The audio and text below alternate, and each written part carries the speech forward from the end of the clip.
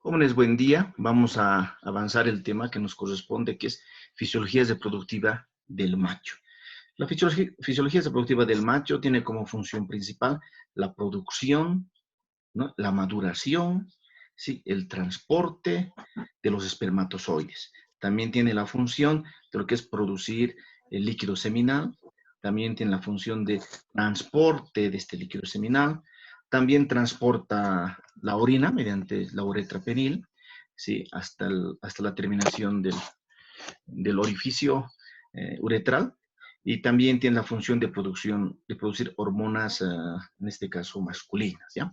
Vamos a empezar un poco hablando de lo que se refiere que cuando ya empieza la fertilización, empieza la formación eh, del nuevo ser del feto, perdón, existe una hormona inhibidora. Esta hormona inhibidora es aquella que básicamente va a lo que es inhibir dos conductos, ¿ya?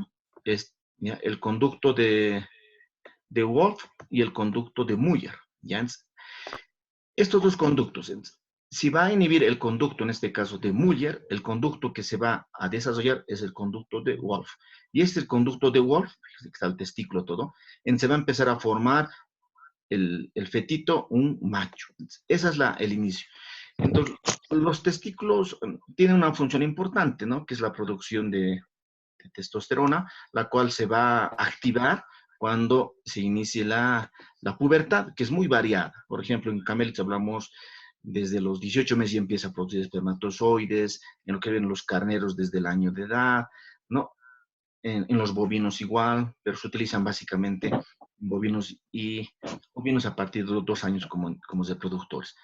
Esa testosterona también, ¿a qué nos utiliza? Al desarrollo, fíjense, ¿el desarrollo de qué?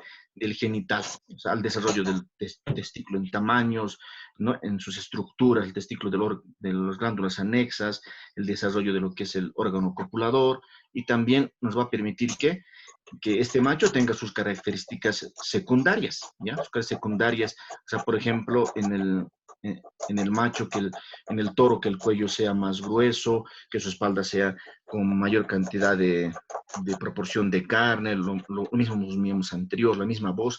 Entonces, esa diferenciación son características secundarias, las cuales permite la secreción de la hormona testosterona, ¿ya? Aquí, como verán, vemos el testículo, ¿sí? Este testículo, ¿ya? Básicamente aquí en los tubos seminíferos, que aquí lo he puesto un poco grande y lo vamos a agrandar un poco más todavía, ¿ya? Podemos ver, por ejemplo, que en los tubos seminíferos, esta es la parte interna, ¿sí? Fíjense, en la membrana interna es donde se va a desarrollar, ¿qué? Los espermatozoides. Aquí está, fíjense, el espermatocito, ¿no? Aquí está el espermátide y aquí está el espermatozoide, listo. Y fíjense, aquí hay unas células, ¿no? Fíjense, estas células se llaman células de Sertoli. Estas células, ¿qué van a hacer? Durante este desarrollo, que se llama espermatogénesis, ¿qué va a pasar? Le va a nutrir al espermio, ¿sí? Le va a dar un soporte, ¿ya? Le va a dar un soporte, ¿sí? Y básicamente también le va a permitir eh, lo que es la individualización de estos espermatozoides, su diferenciación, ¿ya? Y también va a producir una hormona que es la eh, inhibina, ¿ya? La cual va a regular secreción de la hormona folículo estimulante, que es una hormona que ayuda al desarrollo de este espermatozoide. También acá podemos ver, hay unas células que están fuera del túbulo seminífero. Son células que están entre los intersticios, también se llama células de Leydig o células intersticiales. Estas células intersticiales son las que van a producir lo que se refiere las hormonas masculinas o los andrógenos, ¿ya? La testosterona, la androsteridiona, ¿sí? Y básicamente acá se los he colocado, ¿sí? Fíjense. No, este no es. Pero aquí está. Aquí está justamente la función de lo que se refiere las células de Leydig o intersticiales.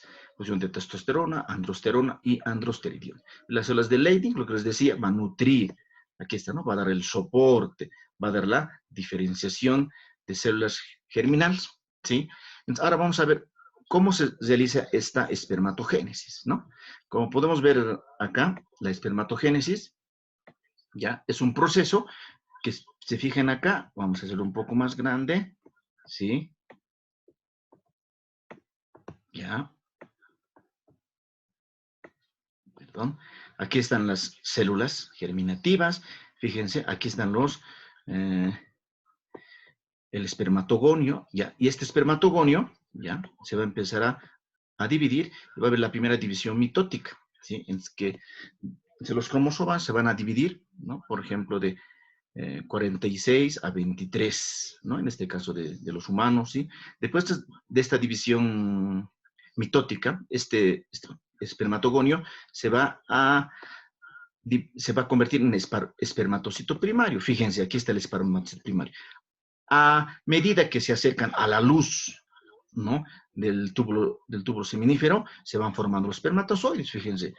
Este espermatocito primario va a sufrir la primera división meiótica y se va a convertir en 2 espermatocitos secundarios. Y cada uno de estos 2 espermatocitos secundarios va a haber una segunda división meiótica y se va a dividir, fíjense, cada uno en 2, tenemos 4 espermátides que se van a formar, y estos espermátides van a formarse en un espermatozoide maduro. Como verán, ese es el proceso que básicamente podemos verificar. Entonces, ratificamos que una de las funciones del testículo es la formación de las células germinales, en este caso los espermatozoides. Y aquí vemos, ¿no? Un espermatozoide completo, aquí está su cabeza, aquí está el acrosoma, ¿no? En la cabeza está el núcleo, aquí está su carga genética, esta parte es el cuello, ¿no? Y esta parte es la parte intermedia, donde hay una cantidad importante de mitocondrias. Las mitocondrias, ¿por qué son importantes? Por la producción de energía, ATP. ¿Para qué? Para que esta cola pueda tranquilamente tener harto movimiento ondulante que sea necesario para llegar hasta el órgano copulador. Pero también es importante mencionar de que en los animales existen, por ejemplo, fíjense, le voy a hacer un poco más grande acá, ¿no? Existen diferentes tipos de espermatoides, fíjense, ¿no? Del toro, con su cabeza un poco más ancha en la parte apical, ¿no? Es del besaco, es del carnero, del potro, ¿sí? Aquí está del hombre, aquí está del ratón, y aquí está del gallo, ¿no? Fíjense, como verán, son diferencias que se nota en la parte biológica, ¿ya? Podemos decir en resumen que la espermatogénesis, ¿no? Es continua, ¿desde dónde? Desde la pubertad. Antes de la pubertad no hay formación de espermatozoides, tampoco hay segregación de testosterona. ¿Cuánto dura este proceso? Más o menos entre 50 a 60 días, depende de la especie. ¿Dónde se realiza la espermatogénesis? En el tubo seminífero, ¿sí? Entonces, eso es lo que quería mostrarles. Ahora un poco vamos a avanzar y vamos a hacer cómo es el recocido del espermatozoide, ¿ya? Primero, quiero un poco recalcar que algo que es muy importante aquí, lo que se refiere el testículo, ¿ya? En el testículo, jóvenes, básicamente, este espermatozoide, ¿no? Este espermatozoide que está acá, ¿sí? Básicamente, del tubo seminífero va a ir aquí, a esta parte que es la red de testes, ¿ya? ¿Ya? En la red de testes, ¿sí? Es el lugar donde se van a concentrar los tubos seminíferos, y estos tubos seminíferos, ¿sí? Van a concentrarse en esta parte, y aquí incluso hay una pequeña selección de aquellos espermatozoides que no están completos todavía, son devueltos a los tubos seminíferos, sino pasan directamente mediante unos conductos que se llaman los conductos, bien claro, eferentes, no se van a confundir con deferentes. Estos conductos eferentes van a llevar los espermatozoides hasta el epididio. El epididio tiene 3 partes, ¿ya? La cabeza, el cuerpo y la cola del epididio. ¿Está bien? Entonces vamos a un poco ver esa parte, ¿está bien? Entonces, ¿ya? Entonces, la cabeza del epididio, como pueden ver, jóvenes, acá, ¿sí? El tamaño está formado por los conductos eferentes. Toda esta parte va a ser la cabeza del epididio, ¿ya? Esta parte es el cuerpo del epididio y esta parte es la cola del epididio. Son unos conductos, ¿ya? En estos conductos, ¿qué va a pasar? Hay funciones importantes. Aquí, por ejemplo, el espermatozoide que ha llegado de los tubos seminíferos al mediastino, tras la red de testes, hasta la cabeza del epididio, no se puede mover por sí solo. Está en un líquido gelatinoso avanzado. Pero aquí ya empieza a tener motilidad, empieza a capacitarse, empieza a moverse el espermatozoide. Después se va madurando, transformando, eh, almacenando. ¿Ya? Eso es muy, muy importante aquí, por ejemplo, recalcar, y para eso también se los estoy aquí esta parte especificando. Por ejemplo, va a haber una maduración de los espermatozoides, ¿sí? Va a haber la iniciación de la motilidad, va a empezar a tener su movimiento ondulatorio, va a haber transporte, va a haber una acumulación porque se van a concentrar en la parte de la cola del epididio, va a haber una nutrición porque este recocido que hace el espermatozoide más o menos dura unos 10 días, no, perdón, 10 horas. Entonces, eso tenemos un poquito que tomar en cuenta. En ese proceso también se va nutriendo el espermatozoide, hay también secreción y absorción también, ¿ya? Porque tiene también una actividad metabólica el espermatozoide, ¿sí? Y también hay la fagocitosis de espermatozoides anormales. Todo eso ocurre en el epidídimo, que es muy importante. Después de eso viene el conducto deferente, ¿ya?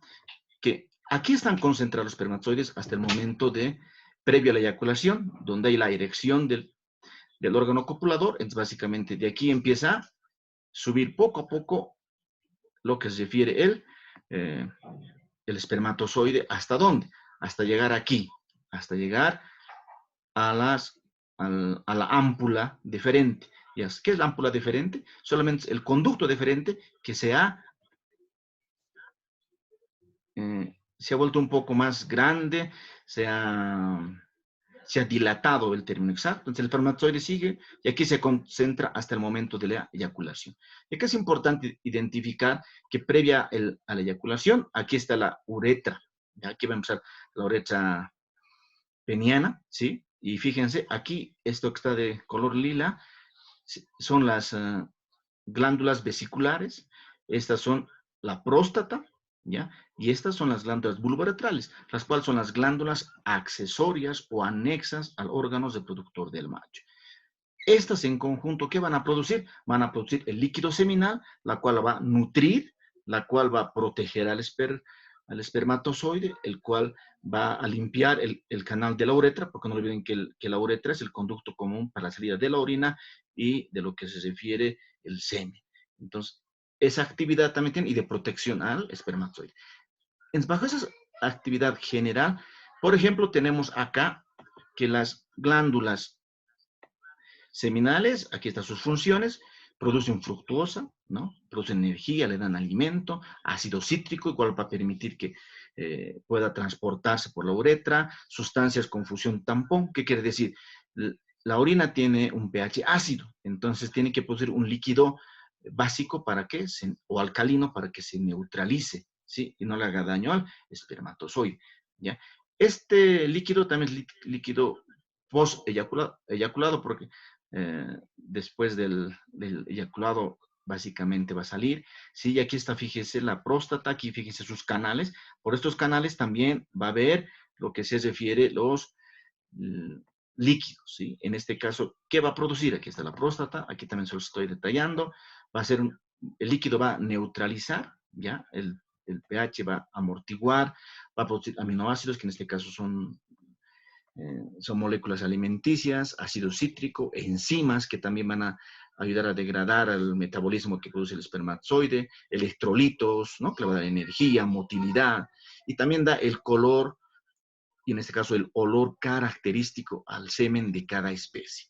Y también podemos acabar lo que es las glándulas vulvoretrales. Ya las glándulas vulvoretrales son aquellas que van a ser un líquido alcalino. Estas son pre-eyaculadas. ¿Por qué? Antes de que el semen, antes de que este espermatozoide con el líquido seminal esté por acá, ya empieza la secreción de este líquido, el cual este líquido va a limpiar esta uretra, ¿sí? Y no solo eso, también va a limpiar, o sea, va a neutralizar la acidez que tiene el pH del órgano receptor de la hembra, como es el vestíbulo vaginal, ¿no? Y la vagina tiene un pH ácido, entonces le va a proteger. Incluso tiene espermicida, ¿ya? Esta mucosa del tracto genital de la hembra. Entonces, ¿qué va a hacer este líquido de las glándulas bulboretrales? Va a hacer lo que es la neutralización, ¿ya? Va además nutrir también el espermatozoide porque va a tener un recorrido largo. Entonces, esas básicamente son las funciones de las glándulas sexuales, anexas, perdón. Pero hay que tomar en cuenta, jóvenes, que varían. Por ejemplo, en los camélidos no tienen glándulas seminales, ¿no? Por ejemplo, en los caninos no tienen glándulas seminales ni líquido prostático. Por ejemplo, en los porcinos, el líquido bulboretral, perdón, es aquella que tiene mayor cantidad de volumen, porque tiene que hacer una limpieza, digamos, más agresiva, tienes una limpieza más continua en el órgano copulador de la hembra. Entonces, cada uno tiene sus particularidades referidas a estas glándulas. ¿Está bien? Después podemos ver acá, por ejemplo, que ya acá tenemos lo que es el órgano copulador, ¿sí? Que es el pene en este caso. Hay dos tipos, el fibroelástico y el músculo cavernoso, que podemos ver acá, ¿sí? Y lo vamos un poco a ampliar. El fibroelástico, fíjense, tiene una S, una S sigmoidea, aquí están sus músculos detractores, que aquí tenemos el toro, por ejemplo, como ejemplo, ¿no? Sin erección y con erección. Más o menos el eyaculado del toro dura entre 2 a 3 segundos, ¿sí? También tenemos los carneros, también tenemos los camellos que tienen este tipo de pene fibroelástico. Y músculo cavernoso, si fíjense, por ejemplo, los equinos, ahí tenemos el caballo, ¿no? Tenemos también los canes, también tenemos lo que son los suinos, ¿sí? Entonces, básicamente esto, fíjense, crece en tamaño. ¿Por qué? Porque hay una mayor vascularización del cuerpo cavernoso. Es como hay mayor vascularización, se vuelve erecto. Y también su dilatación es de esa misma manera, poco a poco. Entonces va creciendo. Mientras el fibroelástico es un tamaño definido, solamente se realiza su erección, nada más en este aspecto, ¿sí? También podemos hablar algo que es muy importante, que acá dentro del glande, ¿sí? Dentro del glande, podemos ver que existe algunas diferenciaciones. Por ejemplo, es del toro flácido y es del toro erecto. Antes de que, bueno, entre la monta, aquí, fíjense, aquí tiene un pequeño glande, fíjense, en el carnero, pues el macho de la oveja, el glande es un poco mayor, en el besaco, y aparte también tiene esto que es el proceso uretral, fíjense que son diferentes. Estas diferencias que permiten que el semen sea depositado en un lugar, por ejemplo, más seguro, le permita dilatación del cervix. Por ejemplo, el carnero, esta parte le permite una dilatación, una apertura del cervix. ¿Para qué? Para que el semen se haya eyaculado en la parte del cuello uterino, ¿ya? Y no tiene esa parte porque el depósito del semen lo hace en el post-cervix, o sea, no ingresa al cervix el semen, ¿no? En el caballo igual. Y aquí, por ejemplo, está un poco, perdón, vamos a ver este tema. Aquí está un poco de lo que se refiere, fíjense, esta partecita es de los gatos, ¿no? Los gatos tienen unas espículas aquí, ¿sí? Unas espículas, las cuales favorecen a la ovulación. El momento de sacar, rasgan la parte de la vagina y eso permite que haya una mejor ovulación en las gatas. Es por eso que las gatas gritan y si, digamos, le agarran en el momento después de la cópula al macho, esta puede matar las hembras, ¿no? Es diferente, este es del can, aquí está el embotonamiento, que también es diferente, ¿sí? Su parte del glande. Es un poco, quería mostrarles las diferencias. Pero también esas funciones, si vale el término, ¿sí? Están muy relacionadas con ¿qué? Con lo que se refiere a las hormonas sexuales importantes en el macho. Tenemos el hipotálamo, ¿sí? Que va a segregar una hormona que es la hormona gonadotrópica, ¿sí? Esta hormona es aquella que va a hacer la liberación de la FSH y la LH. Estas dos hormonitas se van a producir en la hipófisis, que tiene tres partes. La hipófisis anterior o adenopófisis, que va a producir la hormona LH, y la FSH, la hormona luteinizante, que va a ser la liberación de la testosterona, la hormona folículo estimulante, que nos va a ayudar a qué? A la formación, al desarrollo de los espermatozoides, ¿no? Y en los testículos, ustedes han visto las células de Sleydig intersticiales que van a formar las células o las hormonas masculinas, ¿no? Como es la testosterona, la androsterona, ¿sí? Eso tenemos como función, ¿está bien? Aquí un poco quiero mostrarles, ¿sí? En resumen, algo que me parece lo más interesante para poder concluir, ¿ya? ¿Ya? Este es el cocido del espermatozoide, ¿ya? Como ustedes ya saben, aquí ha habido el proceso de espermatogénesis. El espermatozoide, aquí ya nace el espermatozoide, aquí ya está alimentado por las células de Sertoli, ¿sí? Ya hay segregación de la testosterona, que también ayuda a lo que es a la espermatogénesis, ¿sí? Entonces el espermatozoide empieza a lo que es moverse, ¿se fijan? Del cono diferente va al dídimo, que es el testículo, pues hasta el epidídimo. Y de ahí va ya al epidídimo, donde ya se va a capacitar, va a madurar, ¿sí? Se va a acumular y va a salir directamente hasta la eyaculación, hasta las ampollas del conducto de frente.